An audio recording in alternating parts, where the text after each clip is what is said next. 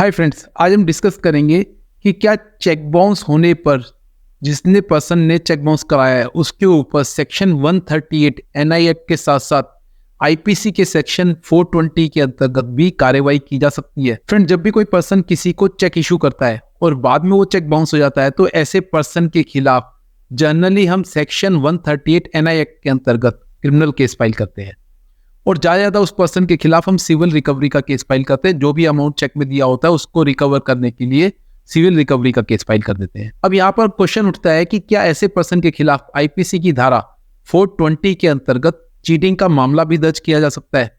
जी हाँ, बिल्कुल, लेकिन उसके लिए सर्कमस्टांसेस अलग होते हैं। अब आप कहेंगे ये सर्कमस्टांसेस अलग कैसे हो सकते हैं? अगर किसी ने चेक बाउंस कराया तो उसके खिलाफ चीटिंग का मामला तो दर्ज होना चाहिए। देखिए, अगर हम इसको बिल्कुल जनरल तरीके से देखें तो ऐसा लगता है अगर कोई पर्सन किसी को चेक देता है तो वो बाउंस हो जाता है तो हमें ऐसा लगता है तो चीटिंग हो गई है हमारे साथ। अब चीटिंग तो बनती है, लेकिन चीटिंग के लिए जो सबसे ज्यादा जरूरी चीज होती है वो होती है मेंस रिया। हमारी लीगल लैंग्वेज में बोलते हैं मेंस रिया। क्या उसकी इंटेंशन चेक देते समय ही चीटिंग करने की थी? क्योंकि सर्कमस्टांसेस अलग अलग हो सकते हैं। ऐसा भी हो सकता है कि उस पर्सन ने जब आपको चेक दिया हो तब वो उस पेमेंट को करना चाहता हो, लेकिन जब आपने वो चेक लगाया उसके अकाउंट में पैसे ही नहीं थे, उसने किसी और पर्सन को पहले पेमेंट कर दी, या उसको जरूरत पड़ी वो बैंक से उसने पैसे निकाल लिए और आपका चेक इस कारण से बाउंस हो गया। तो जब भी चीटिंग की बात करते हैं तो यहाँ पर ये जरूरी है कि जिस पर्सन ने आपको कोई पेमेंट देने का वादा किया है या कोई चेक दिया है तो उसकी इंटेंशन जिस टाइम चेक दिया था उसी टाइम नहीं थी आपको पेमेंट करने की।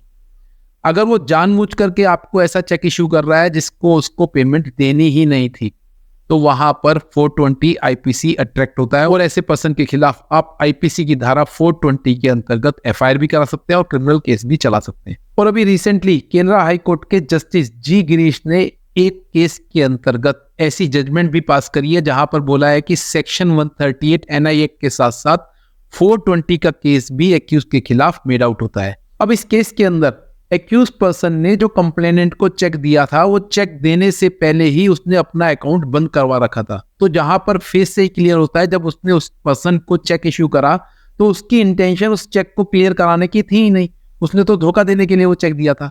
तो अगर ऐसा कोई केस आपके सामने आता है या ऐसा कोई सर्कमस्टांसेस आपके सामने पैदा होता है जहां पर आपको लगता है कि पर्सन ने जिस दिन चेक इशू करा उस दिन उसकी इंटेंशन ही नहीं थी आपको पैसा देने की, तो ऐसे केस में आप उस पर्सन के खिलाफ 420 के अंतर्गत क्रिमिनल केस चला सकते हैं।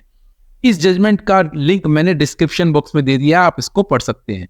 आने वाले समय में मैं आपको और भी चेक बाउंस से रिलेटेड इंफॉर्मेशन से अवगत कराता रहूंगा। मैं advocate Yogesh Agarwal. I make your legal decisions easy. Be aware, be safe.